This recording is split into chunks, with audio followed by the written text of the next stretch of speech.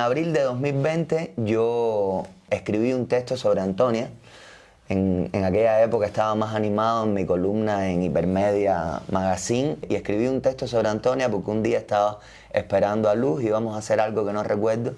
Había ido a dejar a sus hijas en casa de la abuela, muy cerca de 23 y M, y yo la estaba esperando y de pronto me doy cuenta que estoy parado encima del mosaico de la rampa de Antonia, que se encontraba en un estado deplorable. Y llegué a la casa por la noche y comencé a escribir el texto, lo había terminado un par de días después.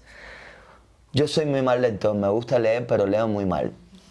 Pero afortunadamente la tecnología nos asiste en estos tiempos y yo, este texto, que por cierto, este fanzine lo producimos siempre para acompañar las lecturas al fin. Las lecturas al fin son esto, eso que está haciendo Aminta, que es documentar, labor imprescindible, y la producción de este fanzinete en que siempre incluimos algo que pueda acompañar el evento. Entonces, la tecnología me va a permitir hoy no tener que leer yo. Una plataforma llamada Speech Generator Lab me ha puesto una voz maravillosa.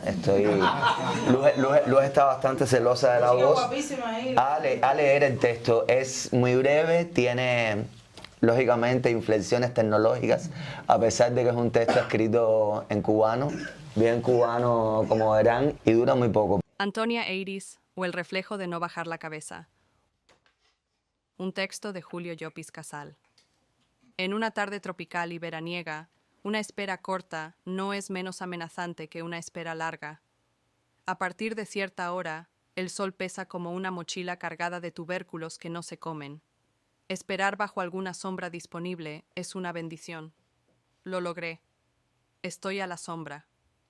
Mientras esperaba a la persona que esperaba, miré alrededor. Uno tiene la impresión de que mirando alrededor el tiempo se aprovecha, y eso es cierto. Estaba parado en algún punto de la avenida 23, en La Habana. A mis espaldas, el Ditú. Frente a mí, el pabellón Cuba. El pabellón Cuba y el Ditú subrayan un trozo de tiempo nacional que va de los años 60 hasta los 2000. En esos 40 y tantos años, la vida cubana, desde todos los puntos de vista, puede ser leída como una novela negra y de realismo sucio a la vez. Pero, ¿por qué venía esa idea a mi cabeza en ese preciso momento? Miré al suelo y todo cobró sentido. Mi vicio es hacer lecturas simbólicas de las imágenes y sus coincidencias. Corro ese riesgo sin miedo. A pocos metros de donde estaba parado, se encontraba uno de los llevados y traídos mosaicos de la rampa, en el deplorable estado en que están casi todos hoy. Era el mosaico de Antonia Eiris. Antonia Eiris, a unos metros de un Ditú y a una cruzada de calle del pabellón Cuba. Casi se me dilatan las pupilas al pensar esto. En 1963, con motivo de la celebración en La Habana del Séptimo Congreso Internacional de Arquitectos, el gobierno impulsó un grupo de iniciativas constructivas en función de estetizar aún más la rampa. Una de ellas fue el despliegue y diseño de los famosos mosaicos, un proyecto conducido por los arquitectos Fernando Salinas y Eduardo Rodríguez, y donde se involucraron 15 artistas del patio.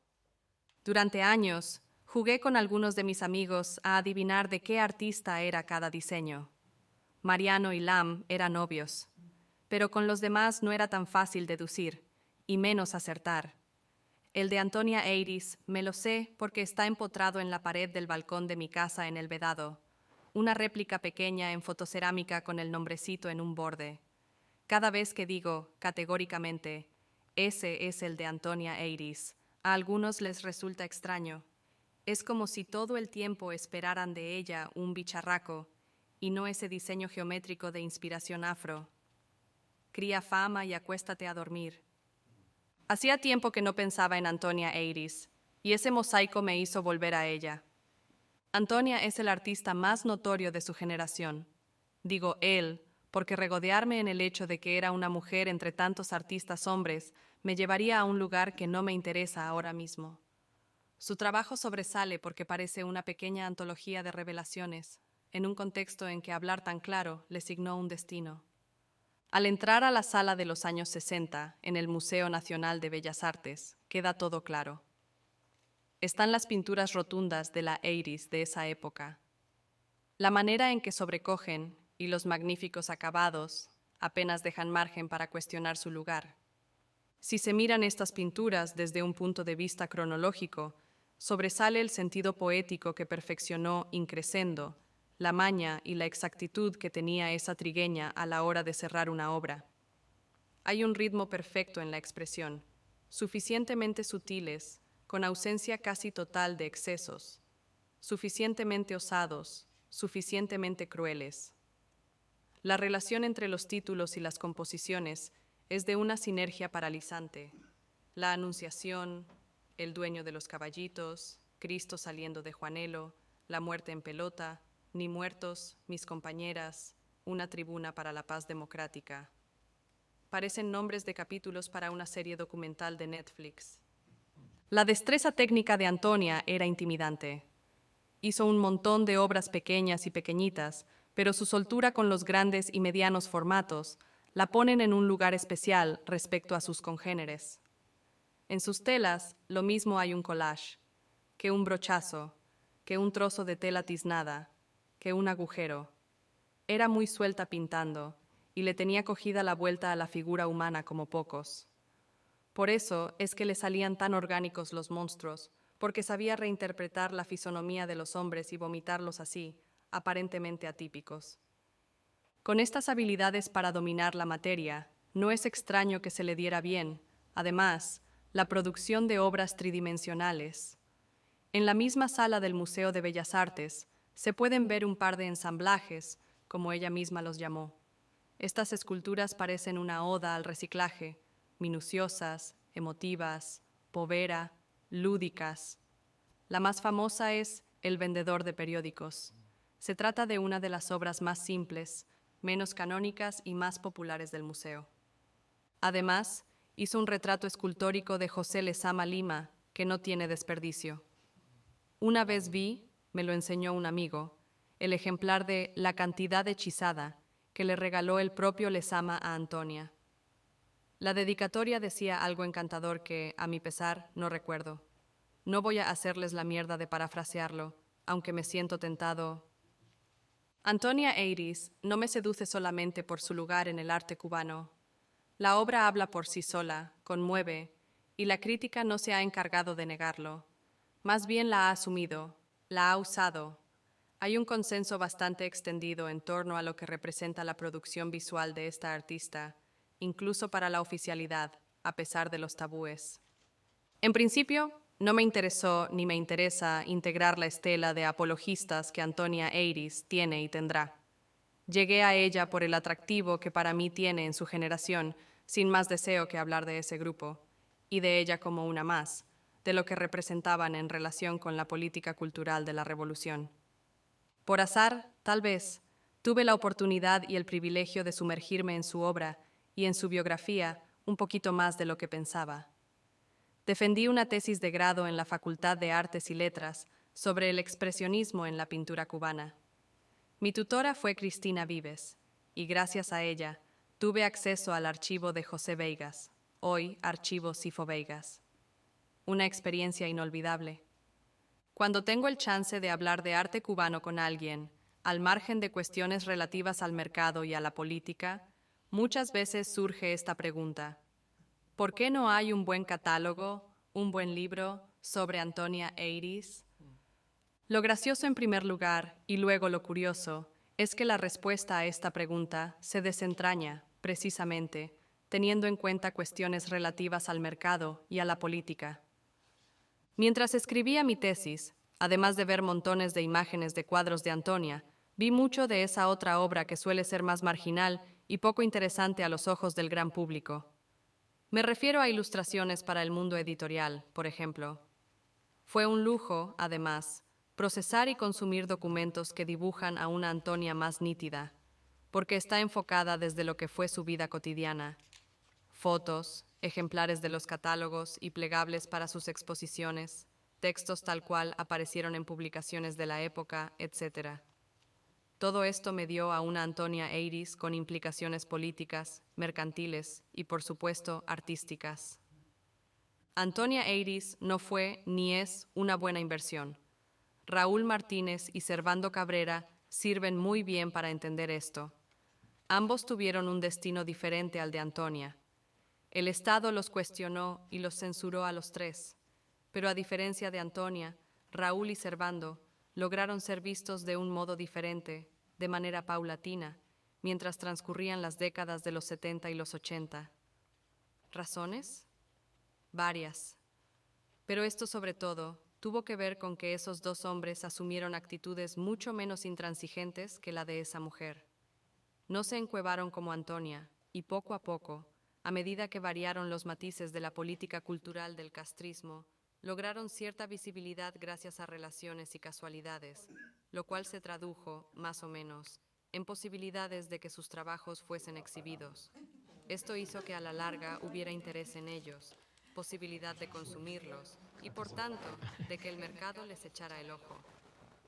Súmese a esto que ambos practicaban una figuración más naturalista, más suave y más dulce esto es el silencio que la de de Antonio Antonia. en versión Sigue tu lectura. Sigue donde lo dejaste. Súmese, además, que ni Raúl ni Servando dejaron de pintar de forma tan abrupta como su colega. Se mantuvieron trabajando cuando comenzó la década del 70 y su férreo control no hacía Antonia, que dejó de pintar y se dedicó exclusivamente al taller de papier-mâché en su Juanelo natal. Antonia Eiris no tiene obras reproducidas ni tapetes, ni en tazas ni en lensografías. No tiene un libro ni un catálogo razonado. Casi nunca se escucha a un traficante de arte decir «tengo un Antonia Eiris», como si se les escucha decir «tengo un Servando» o «tengo un Carreño». Sus precios en el mercado dan tristeza, teniendo en cuenta el artista que es. No se ha invertido en posicionarla como sí ha sucedido con otros artistas. Tampoco es tan sencillo, teniendo en cuenta que pintó monstruos. Yo admiraba mucho a los pintores abstractos, pero al pintar me salían cabecitas y muñecones, a mi pesar, dijo Antonia Eiris. Pintaba cosas raras y tuvo una biografía negra. A inicios de los años 60, la política cultural cubana la enarboló como algo extraordinario, pero en 1969 cuestionó tanto su trabajo que ella respondió renunciando a su plaza de profesora en la Escuela Nacional de Arte y a pintar. Durante los 70, los 80 y hasta 1994, cuando voló a Miami gracias a la beca Guggenheim, se dedicó a enseñar la técnica del papier-mâché en su comunidad. Las figuras que les enseñó a hacer a vecinos y amigos poco tienen que ver con la figuración de los cuadros que hoy la hacen tan notoria. Aquel 1994 hizo una muestra personal con cuadros que pintó en esa ciudad. Miro esos cuadros y tengo la sensación de que desde 1969 hasta ese momento no habían pasado más de 24 horas, como si nunca hubiera dejado de pintar. En 1963, Antonia inauguró su exposición personal Pinturas, Ensamblajes en Galería Habana. El pintor Hugo Consuegra escribió en el catálogo, abro comillas, digamos pues que la pintura de Antonia Eiris es una aleación de patada y trompetilla, que en una dosis tan aguda, tan descarnada, tan desprovistas de adornos y concesiones que se hace casi intolerable para el espectador que solo gusta de ser halagado, entretenido, edulcorado. Antonia pinta para condenar, si ahonda en el dolor, si trabaja con la miseria, si nos arroja a la cara la ridiculez, la vanidad y la crueldad, es porque no se resigna a que el hombre haya de ser ridículo, vanidoso y cruel. Su pintura no es arte de negación, sino de compasión. Una gran y profunda honda compasión. Antonia Eiris, Pintura, Ensamblajes, Galería de La Habana, enero 22 de febrero 23, 1964. Hoy resulta difícil pensar que con esas palabras al catálogo, Antonia Eiris no iba a llegar muy lejos, pero en aquellos días la revolución parecía otra cosa y ella sentía que podía participar de la construcción de la nueva sociedad. Su fracaso en esa empresa no niega su verdad. Simplemente llegó hasta donde pudo. Sus principios no fueron negociables. Cuando sintió que la cuestionaban demasiado, abandonó su estatus de artista y de profesora para impulsar un proyecto comunitario en su barrio, donde sentía que era valorada. Cuentan que esa beca en Estados Unidos la gestionó su amigo y ex alumno Flavio Garciandía, porque a ella la estaba desfigurando la tristeza. Murió en Miami en 1995, al año siguiente de aquella exitosa exposición, después de tanto tiempo sin pintar. El tamaño de los ovarios de esa mujer está contenido en estas palabras suyas. Véase Giulio V. Blanc, Antonia Eiris, una apreciación, en Arnexus, Bogotá, número 13, julio-septiembre de 1994, que yo no olvido ni pretendo olvidar. Abro comillas. Cuando me hicieron esos comentarios de que mi pintura era conflictiva, llegué a creerlo. La Tribuna para la Paz Democrática, por ejemplo, se iba a premiar y no se premió a raíz de las críticas. Un día vi todos los cuadros juntos por primera vez en mucho tiempo. Me dije a mí misma, esta es una pintura que expresa el momento en que vivo. Si un pintor puede expresar el momento en que vive, es genuino. Así que me absolví.